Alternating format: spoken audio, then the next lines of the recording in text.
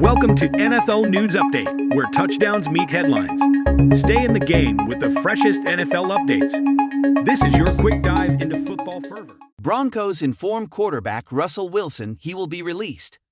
The Russell Wilson era in Denver is over after just 2 seasons. The Broncos informed the veteran quarterback on Monday that they will release him after the start of the new league year on March 13.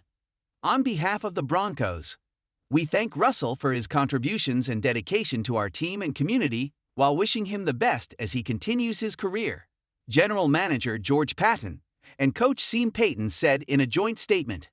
As we move forward, we are focused on building the strongest team possible for the 2024 season and beyond. We are excited to improve this offseason and will have the flexibility to get better through the draft and free agency. NFL Network insider Ian Rappaport first reported the news. Wilson thanked the city of Denver in a lengthy statement, adding he was excited for what's next. Notably, the quarterback did not mention either the Broncos GM or coach. Tough times don't last, Wilson wrote in part, but tough people do. As a result of parting ways with the highly paid signal caller, Denver will eat $39 million, but avoid a $37 million guaranteed trigger for the 2025 season that would have taken effect this month. Still, the Broncos will take on $85 million in total dead salary cap over the next 2 years by releasing Wilson, which will be the largest dead cap hit in NFL history. The writing was on the wall for Wilson despite his recent protestations. Just last week, he said on the I Am Athlete podcast that he hoped his future was in Denver. With 2 weeks to go in the 2023 season, and the Broncos not yet eliminated from playoff contention, Wilson was benched for Jarrett Stidham. The reasoning at the time was blatantly financial. Sitting Wilson with little to play for ensured that the QB didn't suffer a significant injury and provided Denver financial flexibility to move on from Wilson and avoid paying out the massive $25 guarantee. As recently as last week, Payton was not publicly committed to moving on from Wilson. Finally, on Monday, the plan to excise Wilson from Denver's future and rid the franchise of a doomed union came to fruition.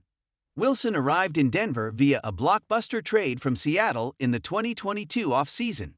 The Broncos sent 5 draft picks, including 2 first-rounders, and 3 players to the Seahawks for the Super Bowl champion services, and then inked him to a 5-year, $242.6 million contract, minting him as the face of the franchise under Paton and new head coach Nathaniel Hackett.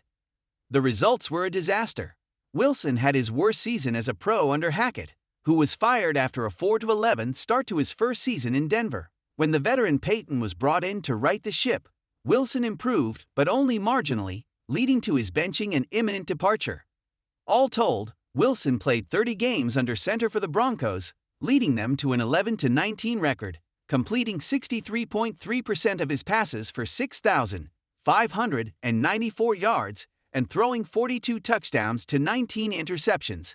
Denver boasted one of the worst offenses overall with Wilson at QB, scoring just 18.9 points per game, 26, and totaling 311.7 yards per game, 27th, since 2022. With Wilson's impending departure, the Broncos will move forward for now with Stidham, Ben DiNucci, and their 5 career starts at the quarterback position. Denver also owns the 12th overall pick in the 2024 NFL Draft, which could be used on a top QB prospect. Wilson, 35, is entering his 13th season in the NFL. Despite his Denver doldrums, the 9-time Pro Bowler still boasts the second highest passer rating in the Super Bowl era, 100.0, and remains the only player in NFL history with at least 40,000 passing yards and 5,000 rushing yards. As indicated by his most recent comments, Wilson still feels like he has something left to give in the pros. He just won't be doing so in Denver.